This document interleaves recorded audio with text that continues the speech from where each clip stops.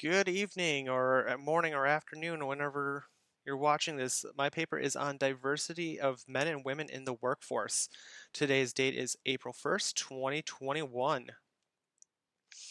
Diversity in the workforce between genders has always been a kind of a delicate issue, but in the last few years, it's becoming more and more of less of of an issue. It's more like, hey, we're all equals and we're starting to see each other's strengths for what they are.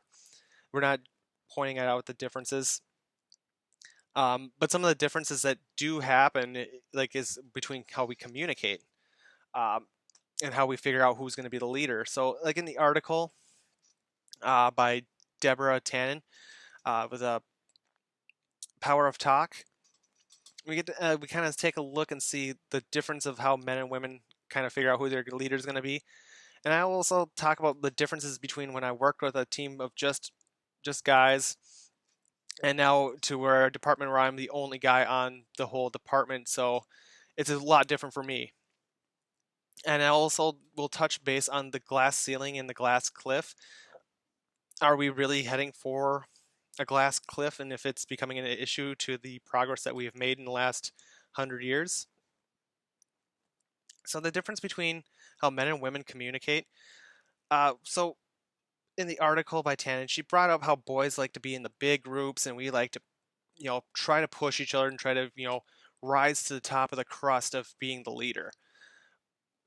For instance, like in school, I like to play. All of us guys, we love to play touch football.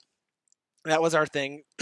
We would just sit there, and we always try to fight who is going to be the quarterback, who is going to be the one who's going to be like the Brett Favre or the Joe Montana or the Joe Mammoth here of calling the shots and saying, "Hey, I'm calling this play. We're gonna toss the ball down there. You're gonna run it or something like that." We were trying, you're just trying to compete for that. And I've also noticed like when girls they would have the bossy one, there was two ways how those groups were dealt with. Like if they were the bossy one, the group was either she had full control of full authority, like an authoritarian leadership on it, or she called the shots and everyone was like yes ma'am kind of deal. They wanted to be part of the hip cool crowd, then that click, or they were seen as too scary and they would have to sit all by themselves and eat lunch alone. I've seen that happen with them too.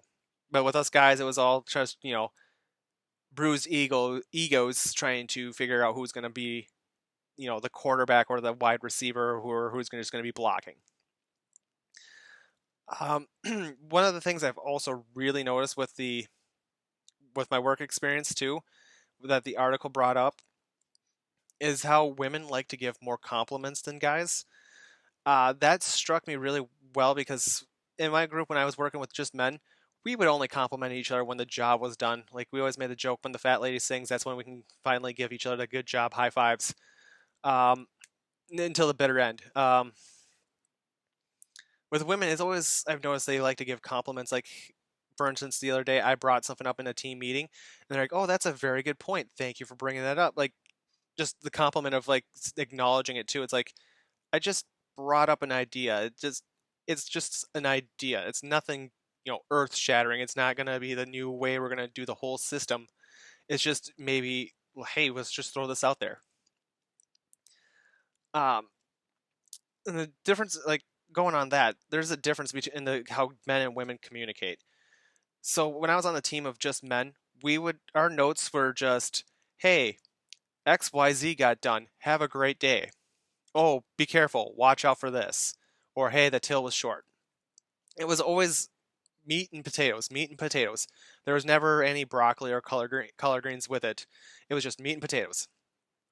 And when we did talk in person, it was always like, "Hey, buddy, how are you doing?" And we'll just square up and start talking to each other just like this, squared up, and keeping eye contact with each other.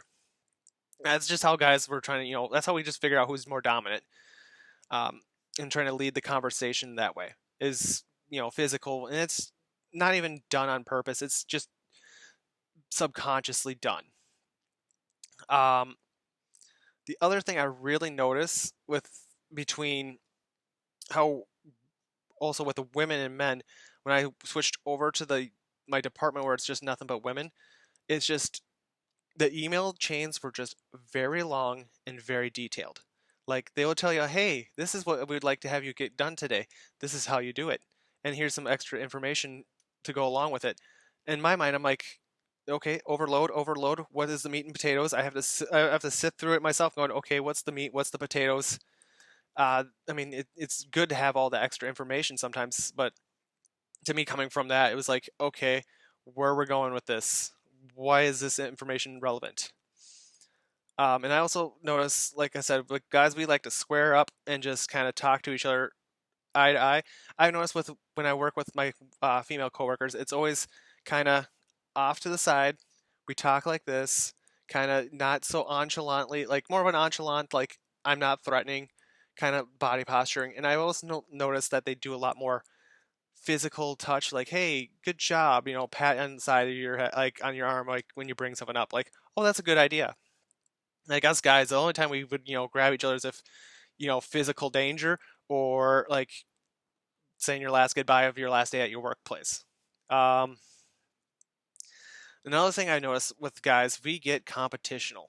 It's just part of know our essence there. So like for instance, I'm a big old Seahawks fan. I've already made it clear. My boss, bless his heart, he was a 49ers fan. Worst team in the NFL in my opinion, but one of the biggest rivalries in the whole NFL at this time. So for those 2 weeks of the year, we will, and sometimes a third, it will just get dicey. It's just us guys breaking and having a competition without being actually doing a competition ourselves. And when I noticed when I got over to the working with all women, it's like I like, oh yeah, I can talk sports. Like bring it up as small talk. It's all like like fair weather bandwagon fans. It's not like the whole diehard like, oh yeah, my team's gonna crush your team and I'm gonna laugh in your face. Compete without competing. That's just one of those things that one I personally kind of miss, and it's kind of nifty to kind of see it like kind of a more of a soft version of it. Uh, Again, and with again, it's just the not how it's one of the things like bringing back up again is the email chains. It was very, very detailed, very detailed, detailed, detailed, detail. I'm not saying all women are very detailed, detailed, detail, or all men are just meat, potatoes. Rah, rah, rah. Some of us like there is going to be outliers in both directions. Um, but it's just what I've noticed typically is men just like, hey, meat, potatoes, and women are like, hey, we're going to communicate with more details and kind of gives you a more whole feeling to it. So going forward, I've kind of learned how to kind of connect the two. Like, hey, here's the meat and potatoes, and here's some collard greens with it too, or some broccoli. So we're going to talk about the glass ceiling. I think the glass ceiling in this country is shattering. We are seeing women in high-paying roles taken on as CEOs of companies, um, seeing entrepreneurs do their thing. Like social media, that's a big one. There's a lot of influencers females who've made their whole brand. They're making money off of it. They're selling it like not just an image, they're selling a lifestyle with it too. It's the whole package. It's what men have been doing, and it's good to see women are also jumping on bandwagon with it too. And I honestly believe the glass ceiling is shattering. Is again, I see everyone as individuals, and I don't want to look at people as like, oh, you are a guy, so therefore you're going to think a certain way, or you're a woman, you're going to think a certain way. It's that doesn't really work anymore. Uh, the thing is, what I'm really concerned about is the glass cliff, because we have made progress for the last 100 years of men and women getting to equality and all that. It's just sometimes I feel like there is people who are just putting people in power just because they are checking a certain box and setting them up to fail. Again, that's another thing. It doesn't feel like it's a part of the natural progression of progress. It kind of feels like it's set up to fail, and they're using them as a scapegoat if once something goes bad. Oh, it's her fault, guys. It's her fault. It's her fault. It kind of feels like that's how it's being set up as. I mean, for instance, in 2016, like Hillary Clinton losing to Donald Trump, that was they kind of scapegoated on her for her being poor at for being a woman, and that's what not her policies or the people that she surrounded herself with. It was they were just trying to say it was it's because of sexism. Um, but the thing is, we just gotta kind of be careful because diversity is really great. It makes the workplace very much more entertaining, needless to say, and you also learn from it a little bit better. Like I said, my communication has gone from like meat potatoes. Like I can write like my paper would be instead of 900 words, it would be 25 words, ooga booga, pretty much. Like short, sweet, and concise. That's just how I'm wired. But since I work with females now, it's kind of like I kind of took in the whole, hey, let's add in more details, details, details, and just it adds to the experience. Another thing we have to be careful is we are watching the glass ceiling shatter, but we also might be going into the glass cliff, and that could be a potential setback of putting progress actually back. If could have good intentions, but it could backfire on everyone. So to end the whole paper here, diversity has worked out for the best. Even though men and women are different, we have different ways how we figure out who's going to be leaders, how we communicate. As long as if we continue to learn and talk and just try to do the second part of communication instead of just speaking, it's the also the audio receptors in our heads here to listen. And we just got to be careful of we were making such good progress for the last 100 years. We just got to watch out for those potential setbacks and how we've become such a better society. Thank you and have a wonderful day or evening.